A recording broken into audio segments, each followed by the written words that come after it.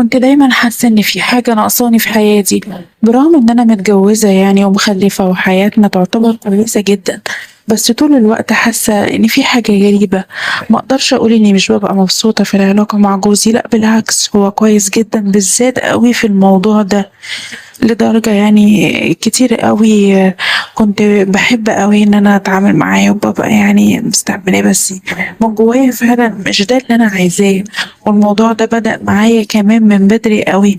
ما كنتش باحس إن أنا زي البنات الطبيعيين العاديين، صاحباتي وزملاتي، كانت الحاجات اللي زي دي بتعجبهم مش حاجات تانية اللي بتعجبني. يعني مثلًا كان بيعجبهم الشباب اللي عندهم جسم ورياضة وكده، بس أنا ما كنتش كده. أنا كان بيجنني البنت الحلوة اللي يكون جسمها حلو رقيق.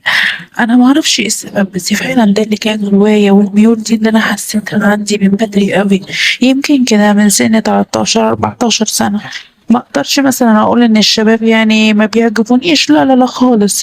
أنا برضه الشاب الحلو كان بيجذبني، والدليل على كده إن أنا يعتبر أهو متجوزة ومخلفة وعايشة حياتي أمر طبيعي. بس البنت الحلوة كانت هي اللي بتعجبني أكتر. بس كانت دايما المشكلة عندي إن أنا مش بيجيلي مثلا الجراءة إن أنا أصارح مثلا حد باللي أنا بحس بيه والإحساس اللي أنا بحسه جوايا. يعني مرة من زمان أوي، أنا كنت وقتها لسه في الثانوية، كان في واحدة زميلة ليا وكنا كتير بنحب نذاكر مع بعض. كنت باذاكر أنا وهي، بالرغم إنها صاحبتي يعني أنا كنت معجبة بيها جدا، وبحس بإثارة غريبة ناحيتها. يعني لما بنقعد في الأوضة نذاكر وبتبقى على راحتها وكده، ما احنا الاتنين بقى بنات وكنا قاعدين مع بعض بقى ما بنسيبش بعض، فطبيعي بقى نبقى براحتنا. المهم كده في يوم من الأيام واحنا قاعدين مع بعض، أنا يومها ما كنتش على بعضي، وقررت وقتها بقى إن أنا لازم أكسر الحواجز اللي ما بينا وهاصارحها بالكل اللي جوايا. وساعتها بقى زي ما يحصل يحصل، واحنا بقى الاتنين كنا قاعدين على الترابيزة. أنا قمت على أساس إن أنا أجيب حاجة يعني، وجيت كده من وراها وهي قاعدة وهي كانت لابسة لبس خفيف بالراحة. جيت على رقبتها وبوستها كده بوسة خفيفة، وقلت لها كل اللي كنت عايزة أقوله لها. المهم كنت عايزة أشوف رد فعلها هيكون إزاي. لاحظت إنها اتجاوبت معايا في الأول لدرجة إن أنا سمعت أنفاسها كانت على الآخر، بس فجأة كده لقيتها بتقولي انتي بتعملي ايه، بصوت عصبي كده، والتكشيرة ملت وشها وملامحها خوفتني بصراحة. خوفتني إن أنا صريحة. فضحكت كده وقلت لها يا شيخ بهزر، ما تاخديش المواضيع جد كده، ده أنا كنت يوم بهزر معاكي. المهم بقى من بعد الموضوع ده وأنا بقى ما جاتليش جراءة أبدا إن أنا أعمل زي كده مع حد تاني. قررت إن دي مهما حصل هيبقى ما بيني وما بين نفسي كده على هادي، بس على كده. وبعدها بقى عشت بقى واتجوزت وجيت على ده الحال لحد بقى ما فتحت محل الكوافير. يعني على طول بعد ما اتجوزت من جوزي، جوزي ده كان ميسور الحال وكان معاه فلوس، عنده يعني شركة سياحة وكده، بس للأسف شغله كان واخد كل وقت. فأنا فكرت بقى في حاجة أتسلى فيها، حاجة تشغلني كده، حاجة أضيع فيها وقتي. قررت إن أنا بقى واحدة صاحبتي اتصاحبنا يعني على بعض وكده، إن إحنا الاتنين نقسم يعني نفتح محل الكوافير ونقسمه على بعضينا، الدخل اللي يجي منه نقسمه على بعضينا. ومشيت الأمور زي ما هي وكان بيها، وكنت طبعا بكسب منه كويس قوي.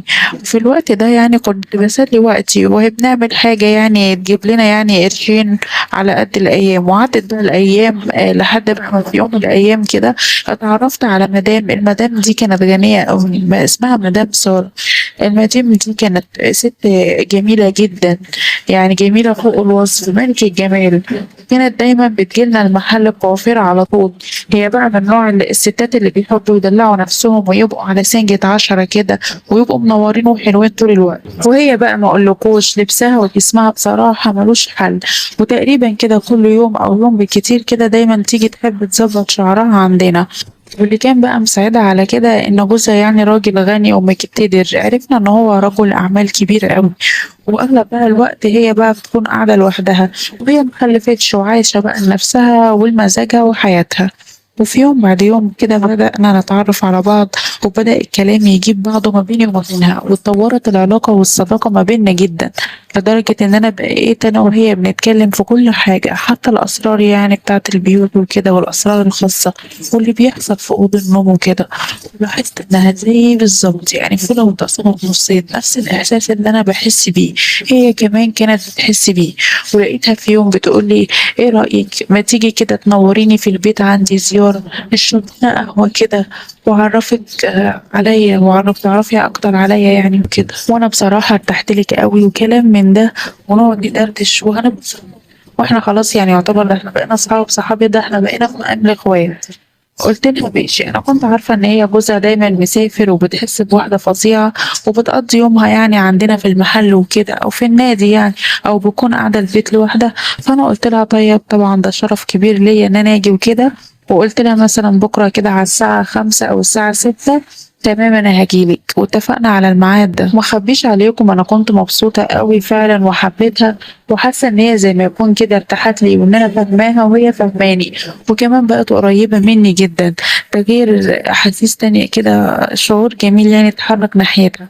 وكنت متأكدة برضو إن هي بتبادل لي نفس الشعور اللي أنا حاساه. المهم إن أنا خدت بعضي ولبست أحلى حاجة عندي ورحت لها في الميعاد اللي هي قالت عليه واللي أنا اتفقت معاها عليه. لكن ما شاء الله كده أول ما دخلت، أول ما وصلت بس المكان، لقيت المكان فيلا جميلة أوي، حاجة كده آخر أبهة. واضح جدا إن هي أغنى مني بمراحل، وطلعت كمان أغنى مني بكتير، أغنى مما تخيلت. الصراحة يعني حالتها ممتازة والحمد لله، هم عايشين في ثراء فاحش. المهم دخلت وقلت للشغالة يعني على اسمي، وهي راحت لها وقالت لي المدام طبعا في انتظارك، وخدتني بيها على طول. أول ما دخلت بقى اتفاجئت باللي هي عاملهولي، وكأن عندها حفلة أكل وشرب إيه، وكأننا بالظبط في فرح. سلمت عليها وقلت لها إيه ده في إيه، انت ليه مجهزة السفرة كده، او انت عندك مناسبة النهاردة ولا ايه؟ لقيتها ضحكت جامد وقالت لي لا انا النهاردة طبعا عندي احلى مناسبة. قلت لها ايه هي؟ يا ريت تفرحيني معاكي. لقيتها ردت عليا وقالت لي المناسبة الجميلة ان انت عندي ومعايا النهاردة دلوقتي. صراحة يعني فرحت بكلامها قوي، وقلت لها ايه ده، معقولة كل ده عشاني؟ قالت لي يا ستي ده انت تستاهلي اكتر من كده بكتير، ده انت ما تعرفيش غلاوتك عندي قد ايه، وانت بقيتي بالنسبة لي ايه. قلت لها والله انت كمان يا مدام انا بقيت بحبك جدا. وقالت لي اتفضلي. المهم قعدنا ناكل لقمة كده مع بعض علشان يبقى ما بينا كده عيش وملح. ومادام بقى احنا كنا مع بعض يعني قعدنا بقى بعد كده ضحكنا شوية، وقلت لها تمام. وكان الأكل ساعتها جميل، الأكل بقى جميل أشكال وألوان وكل الأنواع والأصناف، أكل كده ملوك. كان عندها كل أنواع المشروبات كلها كده حرفيا. بعدين بقى قالت لي تعالي بقى أنا في شوية حاجات كده أنا شارياها وعايزاكي تتفرجي عليها معايا. الحاجات دي أنا رحت واشتريتها امبارح، فحبيت ان انا افرجك عليها. المهم لقيتها فتحت الدولاب بتاعها وراحت مطلعة منه شنطة هدوم، ويا لهوي على الحاجات اللي كانت شارياها. حاجات كلها ماركات غالية جدا، غالية قوي. وكان كلها بقى حاجات اللي هي الدلع اللي اتمنع، الحاجات اللي تجنن كده وحاجات زي كده. وقالت لي ايه رأيك، عاجبك حاجة من دول؟ قلت لها بصراحة ده كلهم يهبلوا. قالت لي خلاص كلهم يا ستي هدواك. قلت لها لا لا لا مش ممكن. قاعدة تتحايل عليا من هنا وهنا وأصرت. قلت لها لا خلاص طالما انت أصريتي أنا هاخد واحد بس. قالت لي طيب ما تخش كده تقيسيه، انا عايزه اشوفه عليكي اكيد شكله هيجنن عليكي. قلت لها خلاص ماشي. فهي حست ان انا زي ما اكون واقفه كده متلصمه ومكسوفه، فقالت لي في ايه، هو انت مكسوفه تغيري قدامي؟ قلت لها لا لا لا ما فيش كسوف ولا حاجه. ورحت مغيره هدومي، وساعتها فعلا اتاكدت من اللي انا كنت حاساه، ولقيتها وشها كده اتغير، وحسيت ان هي بقت في حالة تانية خالص. ولما بصت قالت لي ده انت اجمل واحدة شفتها في حياتي.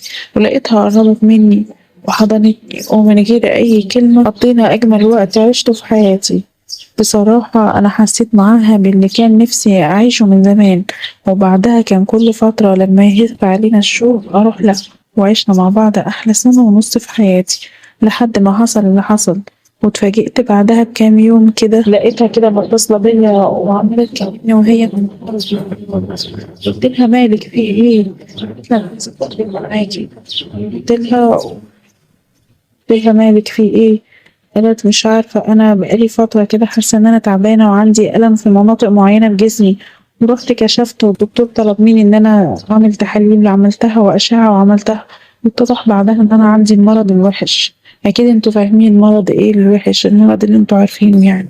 من الصدمة ما كنتش عارفة اعمل ايه ولا اقول ايه، مش ممكن، معقول؟ ما كنتش بصدق طبعا اللي بسمعه. وبعدها بايام كده عرفت ان جوزها خدها علشان تروح تتعالج بره، وكنت كل فترة بحاول ان انا اكلمها علشان يعني اشوف احوالها واطمن عليها واقول لها كلمتين يعني يمكن يشفوها او يرفعوا من معنويتها. وهي للأسف لما كلمتني كنت حاسة إنها بتتحسن ومعنويتها بقت أحسن.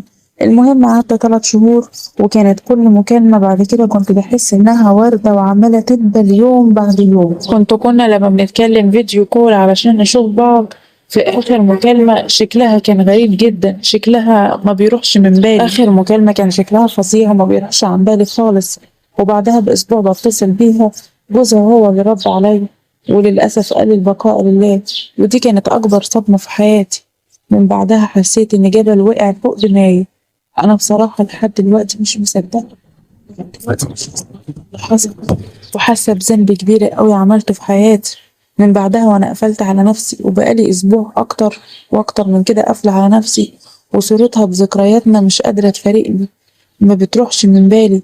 بس كل وسط الخوف ده كنت بقعد مرعوبة وبترعش من الخوف بالرعب، وبدعيلها من الرحمة، وخايفة يكون إن ده انتقام ربنا ليها.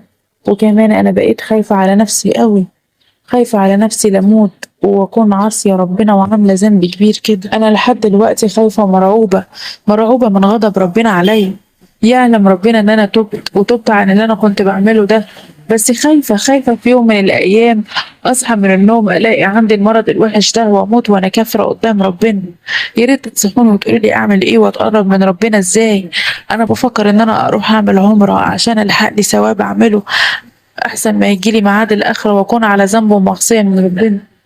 يا ريت تنصحوني وتقولوا لي أعمل إيه. أنا نفسيتي تعبانة ومتدمرة اليومين دول، ومش عارفة أعمل إيه وأتصرف إزاي. وأنا بحكي القصة دي علشان تكون عبرة وعظة لكل واحدة إنها تتقي طريق الحرام وما تمشيش فيه، وخليكي في طريق الحلال وقربي من ربنا، وما تكسفيش بنفسك ولا تطيعي نفسك للهوى ده. يا ريت كل واحدة تسمع قصتي دي تتعظ منها. أتمنى لكم كل خير.